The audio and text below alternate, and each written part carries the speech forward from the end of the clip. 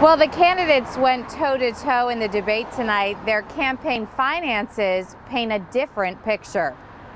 Taking on a two-term Senate incumbent can be a challenge, particularly when it comes to raising money. Here's CBS 6 political analyst Dr. Bob Holsworth. It's almost a David and Goliath race. That is certainly the case in Virginia's Senate race this year, where Republican Daniel Gade is challenging Senator Mark Warner. Mark Warner's been governor of Virginia, been senator for a number of years, has been one of the most popular figures in Virginia politics for decades now. According to Federal Election Commission filings, Warner raised about $9.8 million between January 1st of 2019 and the end of this June.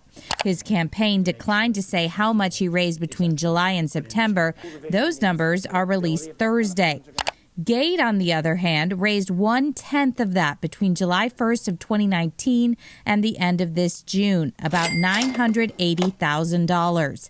However, the campaign told me he raised about $2.5 million between July and September. He certainly should be credited with running an energetic campaign, doing the things he needs to do to raise money, but he's up against a very formidable figure in Mark Warner. Nearly all of the Political Action Committee or PAC money in this race goes to Warner, something Holsworth says makes sense. They fund the people who are in office right now. Also of note in this race, the limited amount of dark money, which is money coming from groups that don't have to disclose their donors.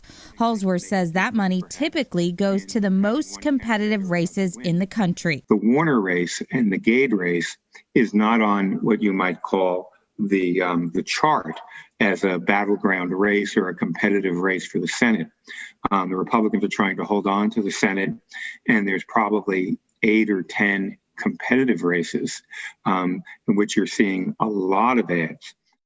Now, I was able to confirm with the Warner campaign that he has about $6.4 million in cash on hand left to spend.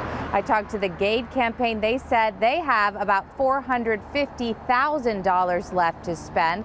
Now, I asked the Gade campaign about that fundraising gap, and Gade sent me a statement that read in part, "We have closed the polls from a 22-point lead to a 7-point lead despite being outspent 5-1. Virginians desperately want new perspectives and new leadership in Virginia." Working for you tonight in Richmond, I'm Melissa Hippolyte for CBS 6.